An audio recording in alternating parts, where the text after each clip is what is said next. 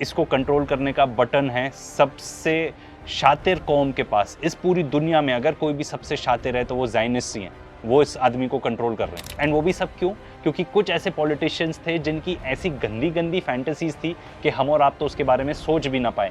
वो fantasies fulfil करना चाहते थे एंड उसी को फुलफिल करने के लिए उन्होंने पूरी दुनिया को ही बेच डाला। क्या बंदा है ये, सेक्स ऑफेंडर, ठीक है। पूरे जितने सेलिब्रिटीज आप सोच सकते हो उनके साथ इसके पता नहीं किस टाइप के रिलेशनशिप थे।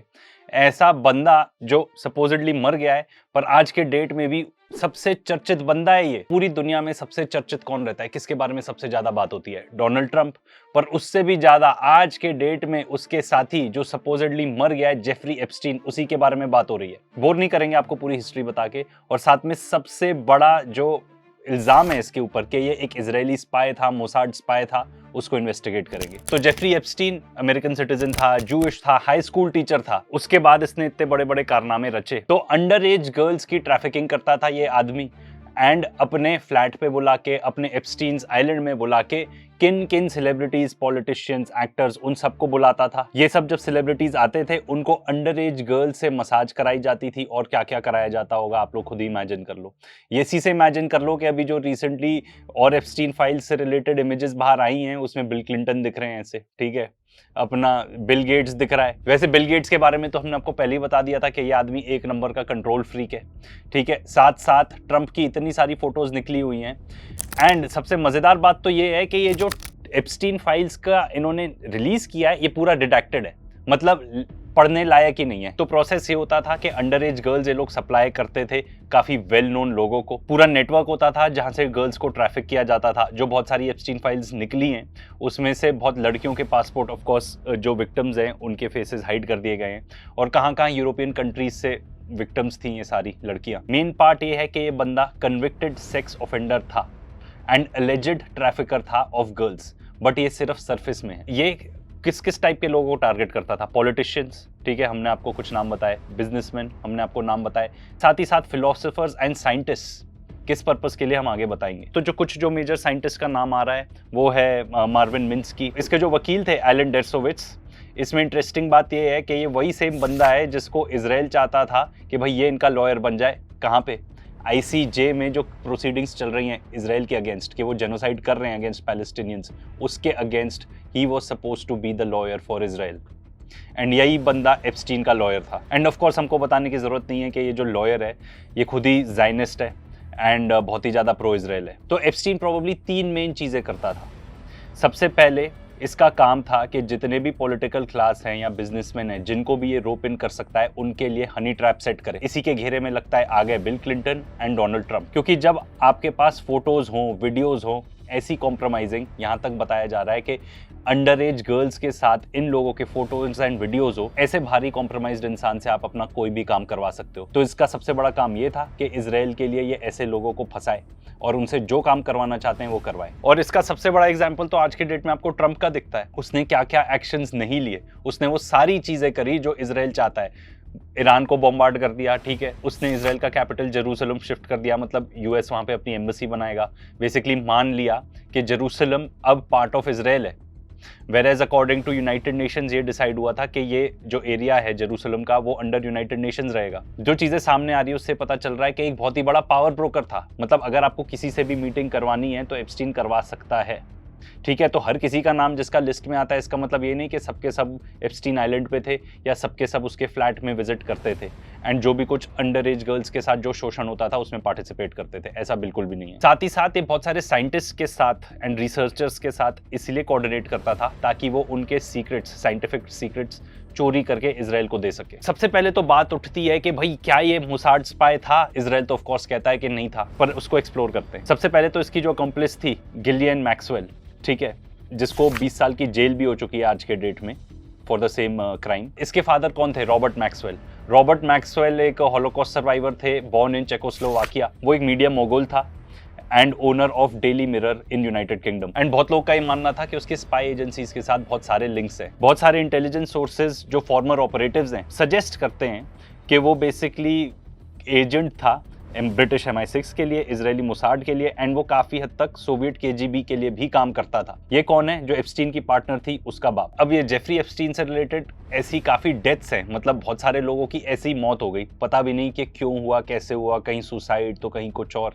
ऐसे ही जो रॉबर्ट मैक्सवेल थे, इनकी भी डेथ हो गई थी। ये अपने यॉट पे थे, ये बताया जा रहा है इनको हार्ट अटैक आया और ये समुद्र में ही गिर गए। तो क्या एप्स्टीन स्पाई था? थैंक्स टू ड्रॉपसाइड न्यूज हमारे पास अब इतना सारा मटेरियल है जिससे हम ये सिर्फ सजेस्ट नहीं, काफी हद तक कंक्लूड कर सकते हैं, आपको ऐसा परसेप्शन दे सकते हैं कि हाँ, वो एक इजरायली स्पाई था। आइए देखते हैं क्या क्या है। तो सबसे पहले तो जो इजराइल का प्राइम मिनिस्टर था एहुद बाराक, उसके जेफरी एप्स्टीन के साथ बहुत ही अच्छे रिलेशनशिप थे। सबसे पहले तो एक जो विक्टिम थी वर्जीनिया, उन्होंने तो ये एलेज किया कि एहुद बाराक ने उसके साथ रेप किया and she was forced to have sex with Ehud Barak by Jeffrey Epstein. But इनके जो टाइज थे सिर्फ इन्हीं हरकतों तक लिमिटेड नहीं थे। तो एक कंपनी थी कार्बाइन, जो कि एक टेक फर्म थी जिसके ओनर थे बाराक, ठीक है, एंड जिसमें बेसिकली एक्स इजरायली इंटेलिजेंस के पूरे लोग थे। एप्स्टीन ने काफी ब्रोकरेज की इस कंपनी के लिए।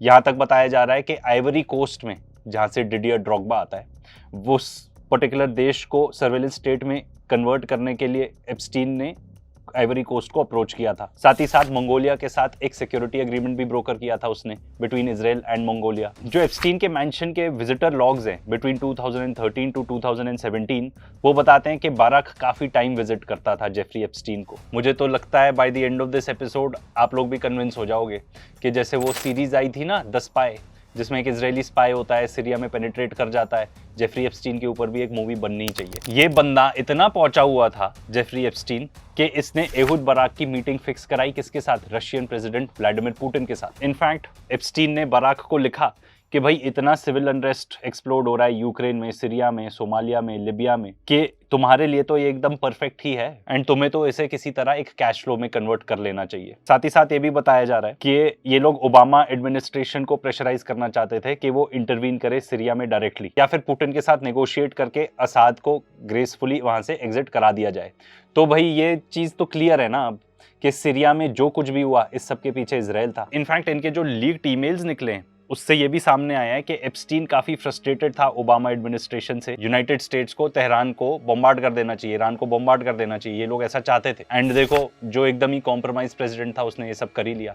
एंड ये लोग फ्रस्ट्रेटेड ज्यादा इसलिए थे क्योंकि ओबामा एडमिनिस्ट्रेशन के टाइम पर ही ईरान के साथ न्यूक्लियर डील साइन हुई थी। इसके साथ एक और नाम सामने आता है, लेस्ली वेक्सनर, जो कि इन चीजों से कंक्लूड कर सकते हैं कि ये बंदा भी एक ज़ायनिस्ट ही है, ठीक है। एंड ये ओनर है ऑफ विक्टोरिया सीक्रेट, वो जो लॉन्जरी वाली कंपनी है, एंड एबरक्रॉम्बी एंड फिच। तो इनकी जो फिलैंथ्रोपिक फाउंडेशंस थी, बेसिकली आप ये कह सकते हो कि non profit organisation, but big with big big funds. इन लोग का जो फंड था ये बेसिकली प्रो इजराइल फंड था। एंड हमेशा से ये यही बोलते थे कि भाई जेफरी एप्स्टीन का इससे कोई रिलेशन नहीं है। बट अब जो डॉक्यूमेंट्स सामने आए हैं उससे ये पता चलता है कि एप्स्टीन का तो यहाँ पे बहुत ही इंपॉर्टेंट रोल था।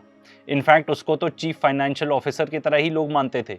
तो इससे ये भी सॉर्ट ऑफ पता चलता है कि भाई जो एप्स्टीन के पास पूरे पैसे थे वो कहाँ से आते थे। पर इस बात में कोई डाउट नहीं है कि इनका जो पर्टिकुलर फंड था उसको एप्स्टीन मैनेज करता था, एंड उसके पास तो पावर ऑफ अटॉर्नी भी थी। साथ ही साथ इसी फाउंडेशन के साथ मिलके जेफरी एप्स्टीन ने आर्म्स ट्रैफिकिंग की। कहाँ पे? इन्होंने ईरान पहुंचाए आर्म्स।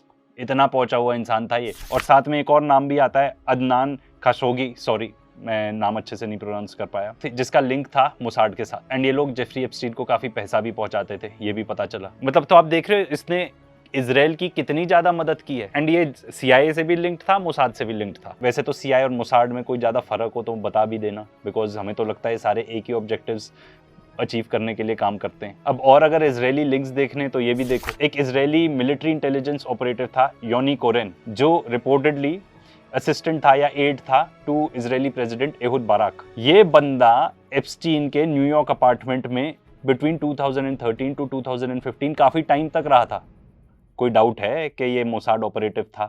जेफरी एप्स्टीन की बात हो रही है। साथ ही साथ ये भी बताया जा रहा है कि इसने रॉथशाइल्ड के बैंक को अप्रोच किया था कि वो फाइनेंस करें इजरायली साइबर वेपन्स, जो बेसिकली इजराइल की साइबर वेपन्स की एम्पायर है, उसको फंड करने के लिए। ये तो इजरायली लॉबी को भी सपोर्ट करता था, because one of our favourites John Mearsheimer, उन्होंने एंड स्टीफन वॉल्ट ने एक आर्टिकल लिखा था about the Israel lobby, and in fact बाद में तो पूरी बुक ही लिख डाली थी। तो ये बेसिकली सपोर्ट करता था इजराइल लॉबी को कि भाई कोई ना कोई ऐसी इन्फॉर्मेशन इनको दे सके जिससे John Mearsheimer and Stephen Walt discredit हो सके, एंड ऑफ कोर्स उनके ऊपर एंटी सेमिटिज्म का टैग लगाना चाहते थे। तो ये था इजराइल वाला पार्ट। अब भाई किसी को भी अगर कोई डाउट है कि जो जेफरी एप्स्टीन है वो एक मोसाड एसेट था, तो उनको इस पर्टिकुलर आर्टिकल से क्लियर हो जाना चाहिए। साथ ही साथ हम आपको इसके पूरे सोर्सेज भी दे देंगे, आप उसको भी देख लेना। उसके अंदर सोर्सेज हैं कि ड्रॉप साइट न्यूज़ ने क्या सोर्सेज यूज़ किए हैं, कौन से लीक्ड ईमेल्स यूज़ किए हैं। अब भाई आपको ये पता चलेगा कि बिल गेट्स भी कितना कॉम्प्रोमाइज है। वैसे तो हमने इस टॉपिक पे ऊपर एक वीडियो बनाया हुआ है कि बिल गेट्स की असलियत क्या है, बट बिल गेट्स की काफ़ी सारी फोटोज अभी रिलीज हुई हैं, विच गोज टू शो के जो ट्रम्प एडमिनिस्ट्रेशन है maybe they are not big fans of Bill Gates. और अगर देखा जाए तो भाई और कौन से लोग हैं जिनका नाम आया है, अगेन मैं डिस्क्लेमर ये देना चाहूंगा कि जस्ट बिकॉज उनका नाम यहाँ पे है डजंट मीन कि इन्होंने जाके वो अंडर एज गर्ल्स का शोषण किया था। स्टीफन हॉकिंग का नाम है, मार्विन मिन्स्की का नाम है, नोम चॉम्स्की का नाम है। एक्टर्स एंड सेलिब्रिटीज की बात की जाए तो Chris Tucker, Kevin Spacey, Naomi Campbell and Courtney Love, इन लोग के नाम आए हैं। साथ ही साथ एक और नाम जो सोशल मीडिया पे आ रहा है एंड फोटो जो सर्कुलेट हो रही है अभी आपको दिख जाएगी, वो है MBS का, Mohammed bin Salman of Saudi Arabia. No wonder ये लोग अब्राहम अकॉर्ड साइन करना चाहते हैं इसराइल के साथ। ये भी कॉम्प्रोमाइज्ड है कि नहीं, इनके भी उस टाइप के कोई वीडियोस जेफरी एप्स्टीन या उसके हैंडलर्स जो बेसिकली इसराइल है उनके पास है कि नहीं, ये हमें नहीं पता। पर ये जरूर बता देते हैं आपको कि हमें नहीं लगता कि एप्स्टीन फाइल्स की पूरी चीजें रिलीज होंगी, क्योंकि उससे दुनिया के जितने नामी गिरामी पावरफुल लोग हैं सब ऐसे एक्सपोज हो जाएंगे। तो ये पूरा रैकेट है भाई, ये ऐसे नहीं बाहर निकलेगा। जस्ट एज एग्जांपल ले लो 9/11 में एग्जैक्टली क्या हुआ हमें नहीं पता। सिमिलरली जो JFK फाइल्स हैं वो भी नहीं रिलीज हुई हैं। अब जब जेफरी एप्स्टीन की बात की जाए, ठीक है, तो विक्टिम्स के बात किए बिना तो ये वीडियो अधूरा ही रहेगा। तो इसमें जो one of the first victims जो सामने आई थी उनका नाम था विक्टोरिया रॉबर्ट्स। ये 16 साल की थी जब इनको रिक्रूट किया गया था मैक्सवेल के द्वारा। ये एक स्पा अटेंडेंट थी ट्रम्प के मारालागो पे, एंड उन्होंने काफी लोगों के नाम लिए, ठीक है, जिन्होंने उनको सेक्सुअल अब्यूज किया था। One of them being Prince Andrew, जिनके साथ उन्होंने सेटलमेंट कर ली थी 2022 में। सरप्राइजिंग बात यह है कि इनकी अब डेथ हो चुकी है, और maybe I should say not such a surprising बात। एंड इनफैक्ट ये तो कह ही रही थी कि मेरे जो दिन है ना वो गिनती के दिन ही रह गए मेरे पास, ऐसा टाइप का इनका स्टेटमेंट है। ये भी बताया जाता है कि इनको तो एक स्कूल बस ने आके हिट कर दिया था, उससे सर्वाइव कर गई, तो काफी अटेम्प्ट्स हुए इनको मारने के, अल्टीमेटली सुसाइड से ही इनकी डेथ हो गई। और ऐसे और बहुत सारे सुसाइड्स थे, आओ देखते हैं। तो एक और आदमी था जॉन लुक ब्रुनेल, ये एक मॉडलिंग एजेंट था एंड बहुत ही क्लोज एसोसिएट था जेफरी एप्स्टीन का। ये भी एक इनफैक्ट फ्रीक्वेंट विजिटर था एप्स्टीन के अपार्टमेंट में एंड उनके आइलैंड पे, एंड ये भी लड़कियों को ट्रैफिक करता था। इसका ट्रायल चल रहा था एंड जेल में था, एंड 2022 में इसकी अंडर मिस्टीरियस सर्कमस्टांसेस डेथ हो जाती है। सिमिलरली एक स्टीफन हॉर्नबर्ग थे जो इसका बिजनेस पार्टनर था, उनकी भी डेथ हो जाती है 2022 में। ऐसे ही मार्क मिडल्टन थे जो एड थे टू बिल क्लिंटन, इनकी भी डेथ हो जाती है बाय सुसाइड, एंड ये भी बहुत ही मिस्टीरियस सर्कमस्टांसेस में ही सुसाइड में डेथ हो गई। वहाँ पे कोई गन वन नहीं मिली एंड उन्होंने अपने आप को पेड़ से लटका लिया, ऐसा बताया जा रहा है। एंड सबसे बड़ी मिस्ट्री तो ये है कि जेफरी एप्स्टीन की खुद ही डेथ हो चुकी है, ऐसा बताया जा रहा है। उसने भी सुसाइड कर ली जेल में रहते रहते। एंड सबसे मज़ेदार बात तो ये है कि जो उसका सुसाइड का पर्टिकुलर वीडियो है, उस टाइम पे जो CCTV था वो गायब है, किसी के पास है ही नहीं। एंड अब कहीं ना कहीं सोशल मीडिया से ये भी अफवाह उड़ते हुए आ रही है एक और आदमी की फोटो दिखाते हुए कि वो इसराइल में है। अब इसमें टाइमिंग बहुत ही मज़ेदार है इन सब सुसाइड्स की देखने की। अगस्त 2019 में एप्स्टीन मर जाता है, फरवरी 2022 में ब्रुनेल जो है वो मर जाता है, ये भी सुसाइड होता है। फिर हॉफनबर्ग जो है नवंबर 2022 में उसकी डेथ हो जाती है। तो अब एप्स्टीन का सुसाइड था कि नहीं, जैसे हिटलर बच के निकल गया वैसे ये भी बच के निकल गया। अब ये इसराइल में, हिटलर पहुंच गया था अर्जेंटीना। कंस्पिरेसी थ्योरीज हैं, हमें नहीं पता इसका आंसर। पर हम ये ज़रूर बता सकते हैं कि जो एप्स्टीन का बटलर था वो कहता था कि भाई कोई चांस ही नहीं है कि एप्स्टीन जैसा इंसान सुसाइड कर ले। अब एप्स्टीन को लिंक करना है अगर इसराइल से, तो ये देखो उसकी एक फोटो है IDF का लोगो पहने हुए, ठीक है। बेन शपीरो जो कि बेसिकली ज़ायनिस्ट है, प्रो इसराइल है, ही इज अगेंस्ट, वो इसके खिलाफ है कि एप्स्टीन फाइल्स रिलीज हो जानी चाहिए। So, yesterday, after the House of Representatives reopened, Representative Adelita Grajova of Arizona became the 218th and final signature on the discharge petition. She joined all the other Democrats as well as 4 Republicans, including 2 who hate President Trump and would like to destroy his presidency. That would be Thomas Massie and Marjorie Taylor Greene. as well as Lauren Boebert and Nancy Mace. अब इसमें मैं तो आपको 100% ये बता सकता हूँ कि वही सब चीज़ें बाहर आ रही हैं जो ये लोग चाहते हैं बाहर है। एक्चुअल चीज़ें तो पता ही नहीं चल रही या शायद पता भी ना चले, अनलेस ड्रॉप साइड न्यूज़ जैसे और हमको सोर्सेज मिले, we will not get to know कि क्या क्या हुआ था। एंड वो भी मैं बता दूं, अगर रिलीज हुआ है तो कहीं ना कहीं लोग चाहते हैं कि वो चीज़ रिलीज हो जाए। एंड क्या क्या छिपाया जा रहा है ये तो इलॉन मस्क ही बता रहे हैं हमको। उन्होंने बहुत ही फेमस पोस्ट शेयर किया था अपने एक्स पे, time to drop the really big bomb @ real Donald Trump is in the Epstein files. उनका कहना है कि डोनाल्ड ट्रम्प का नाम तो है ही है एप्स्टीन फाइल्स में, इसीलिए रिलीज नहीं की जा रही थी ये।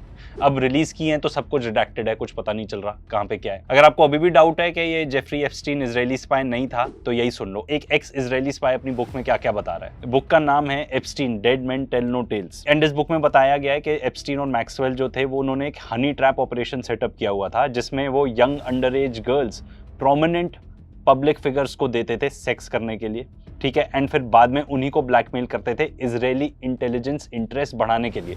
मतलब इजराइल जो चाहता है वो उनसे काम करवाएंगे, किनसे? पॉलिटिशियंस से। एंड जो इजरायली स्पाई हैं जिन्होंने बुक लिखी है, बेन मेनाशे, इनका कहना है कि भाई ये हैंडलर होते थे, या जितने भी ऑपरेशंस करते थे दोनों उसके हैंडलर ये थे। एंड इनका इंट्रोडक्शन किसने कराया था? रॉबर्ट मैक्सवेल ने। जेफरी एप्स्टीन का पार्टनर कौन था? ये गिलियन मैक्सवेल, उसके फादर रॉबर्ट मैक्सवेल, उन्होंने इंट्रोड्यूस कराया था, ठीक है। क्योंकि वो खुद ही इजरायली स्पाई थे तो उन्होंने इंट्रोड्यूस कराया था अपनी बेटी को, एप्स्टीन को, नेशनल इंटेलिजेंस एजेंसी से, बेसिकली मोसाड से इंट्रोड्यूस कराया था। जो मेनाशे हैं ये ईरान बॉर्न इजरायली बिजनेसमैन है, ठीक है। ये खुद ही कहते थे कि इन्होंने दसियों साल काम किया है मोसाड के लिए। तो बेसिकली अगर आपके पास वीडियोज़ हों किसी भी इंसान के, ठीक है, having sex with under as girls जिनको आपने पे किया था, ठीक है, ट्रैफिक करके आप उनको लेके आए थे, वो आदमी इतना कॉम्प्रोमाइज हो जाएगा कि आप उससे कुछ भी करवा सकते हो। एंड ये यही चीज़ बता रहे हैं। एंड सिर्फ मोसाड के लिए ही नहीं, ये तो लगता है CIA के भी एसेट थे। वॉल स्ट्रीट जर्नल ही रिपोर्ट कर रहा है कि विलियम बर्न्स जो डायरेक्टर थे ऑफ CIA सिंस 2021, उन्होंने एप्स्टीन के साथ 2014 में 3 मीटिंग्स करी थी। अब जो लेटेस्ट रिलीज हुई हैं एप्स्टीन फाइल्स, उसमें एक चीज़ की बहुत ज़्यादा कमी है, डोनाल्ड ट्रंप की। इनफैक्ट माइकल वुल्फ जो कि एक जर्नलिस्ट थे, उन्होंने एप्स्टीन से बात की थी, सुनो वो क्या कहते हैं। I know what's not in the Epstein files. In 2016, a few months before Donald Trump's election, and then in 2017, a few months after he moved into the White House, Jeffrey Epstein showed me about a dozen photographs which he took from his safe. I specifically remember 3 of them. In 2, Donald Trump is sitting beside Epstein's pool in Palm Beach. And in each photograph, he has a girl, a different girl, topless young girl, sitting on his lap. In the 3rd photograph, he's standing. He has a stain on the front of his pants, and 3 or 4 girls are pointing at it and laughing. We haven't seen these photographs, will we? What do you think? It's not the pictures. It's the cover-up. Well, it is the pictures. That's why there's a cover-up. The flip side of the mysteries that the Epstein files are supposed to reveal is the mystery of what's not in the Epstein files. For more on the Trump photographs, join me on Substack, Howl, Tales of Our Time. उनके हिसाब से Jeffrey Epstein ने personally ही उनको इतनी सारी photos दिखाई थी Donald Trump की लड़कियों के साथ, टॉपलेस लड़कियों के साथ। जस्ट गोज टू शो ये आदमी इतना ज्यादा कॉम्प्रोमाइज्ड है। इतना कॉम्प्रोमाइज्ड आदमी है president of the United states of America, एक ऐसा देश जिसकी सबसे बड़ी मिलिट्री है, सबसे बड़ा आर्मी पावर है, सबसे बड़ी फाइनेंशियल पावर है आज के डेट में। And controlled by whom? इसको कंट्रोल करने का बटन है सबसे शातिर कौम के पास। इस पूरी दुनिया में अगर कोई भी सबसे शातिर है तो वो ज़ायनिस्ट ही हैं। वो इस आदमी को कंट्रोल कर रहे हैं, ऐसे कॉम्प्रोमाइज्ड आदमी को। आप समझ सकते हो दुनिया के लिए कितनी डेंजरस बात है ये। एंड ये सब क्यों हुआ? Thanks to Jeffrey Epstein. इस आदमी का तो स्टैचू बनाया जाएगा इजराइल में। इसे तो ट्रंप ने ईरान भी बॉम्ब कर दिया। उसने जो न्यूक्लियर डील साइन हुई थी जिससे शायद वर्ल्ड पीस अचीव हो सकता था, उसने वो भी रद्द कर दी डील। एंड अब देखो कैसी फटती है इनकी ज़ायनिस्ट के सामने, ये देखो। 6 years ago I was up here and I said, this is our first Jewish president. Now he's the first Jewish president to serve 2 Not consecutive presidencies. We thank you for everything. And सिर्फ यहीं तक सीमित नहीं है बात। Epstein file से हमको ये भी पता चलता है कि आगे दुनिया में क्या क्या होने वाला है, ये दुनिया कितनी खतरनाक होने वाली है। दुनिया एक सर्वेलेंस स्टेट में बदल सकती है एंड इस सब की प्लानिंग यही लोग, ऐसे एलिट्स ही कर रहे थे। क्योंकि जो एहुद बाराक था, president of Israel, Jeffrey Epstein ने उससे कहा था कि आपको मिलना चाहिए किससे? पीटर थिल से। पीटर थिल कौन है? इसकी कंपनी है पैलेंटियर। ये लगी है CIA फंड्स यूज करके, ठीक है, पूरे दुनिया को, खास तौर पे अमेरिका को एक सर्वेलेंस स्टेट बनाने के लिए। एंड वी एज इंडियंस, हमारा तो पूरा डेटा इनके पास है ना, अमेरिकन के पास, क्योंकि हम वो सारी वो एप्स यूज करते हैं। तो भाई ये आदमी क्या क्या कारनामे कर गया, दुनिया को इसने कहां पे लाके खड़ा कर दिया। वर्ल्ड पीस तो छोड़ो, इसने दुनिया को एकदम वॉर टोन वाली स्थिति में लाके खड़ा कर दिया है। जेफरी एप्स्टीन की बात हो रही है। एंड वो भी सब क्यों?